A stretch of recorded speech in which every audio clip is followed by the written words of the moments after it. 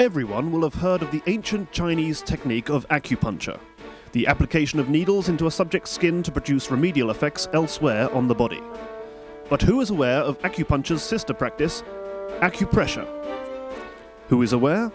Few is aware that acupressure works on the same principles as acupuncture, but no needlepoint is used. It's a pain-free, pointless form of acupuncture. This program will serve as an introduction to the basic acupressure concepts, including the governor vessel meridian, or GV meridian, the conceptual vessel, or CV meridian, and the key points on the body, such as bladder 60, the copsicle, the Darien and rufus strips, and the trapezius muscle. Despite being relatively unknown in the West, acupressure has been prevalent since the Middle Ages among the social and political elite. Acupressure was brought to these shores in 1320 by Geoffrey de Wong, a Sino-Norman shoe merchant who had discovered acupressure by accident whilst forcing his wife's feet into mules.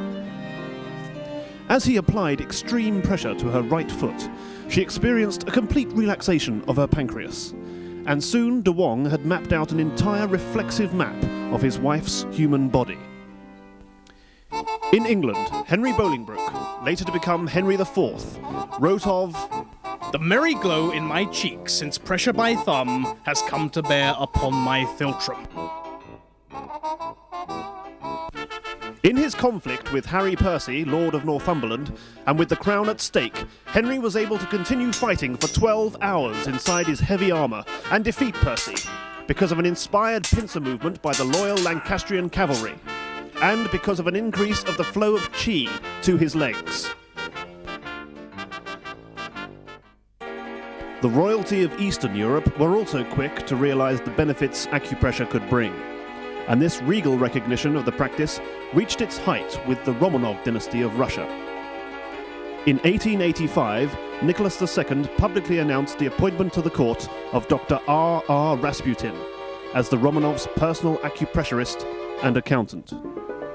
Rasputin quickly became a favourite with the ladies of the Russian court. However, this appointment was to backfire on the Tsar.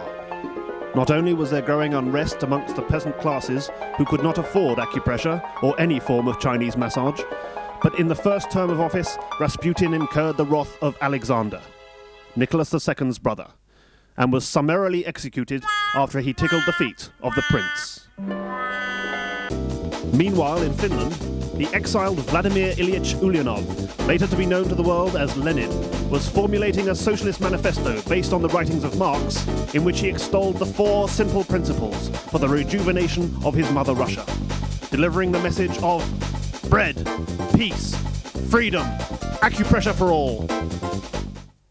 However, in the Supreme Soviet, plans were afoot to introduce the more radical practice of acupuncture across the state. With the might of the military behind him, Leon Trotsky seized the ankle of remedial therapy and put the peasants to the pin.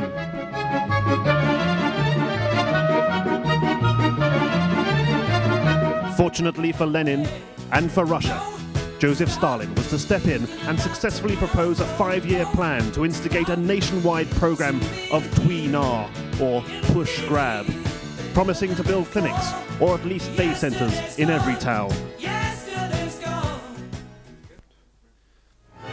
Acupressure has not always been used for the social good, and a great stain on the reputation of this noble hand practice of the Orient was its hijacking by the National Socialists, or Nazis.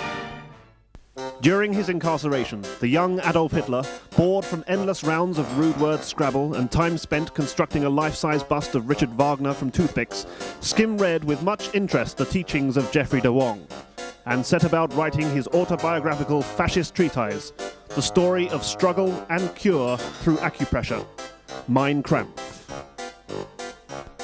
Using mass rallies and propaganda to entrance the German public, Adolf Hitler would attempt to rewrite the teachings of de Wong, demonstrating new and aggressive palming and fisting techniques, and in 1933 made his twisted version of acupressure compulsory for all 15 to 18-year-olds.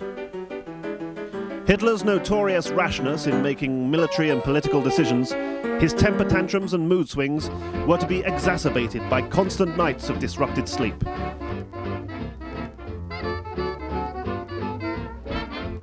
Eva Braun, Hitler's youthful and exuberant mistress, was the dictator's delight.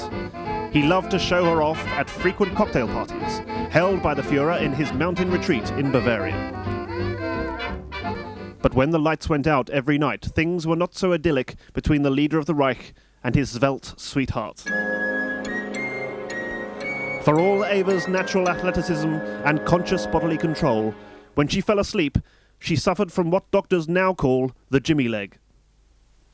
She would sleep unaware of her condition, whilst Hitler would be instantly woken by her foot spasms, expending much effort contorting his body away from Braun's rogue limb, but to no avail. The next morning he would be irrational, exploding into rages and ordering changes in military tactics without reason. For all his posturing, Hitler's basic command of De Wongian acupressure was poor.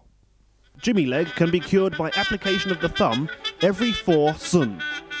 A sun is equivalent to the patient's thumb width, and the applied pressure should continue at these intervals along the governor vessel meridian until reaching the Fructian nape, or Clifford's lip. Thankfully for the Allies, however, Hitler had a flimsy grasp of both thumbing and fisting. His judgment became ever more impaired. He ordered the invasion of Russia during one tirade and sentenced 3 million of his countrymen to sure death at the might of Uncle Joe's trained fingers. Next week on Acupressure, changing the post-war posture and the icy fingers of the Cold War, acupressure falls into the wrong hands.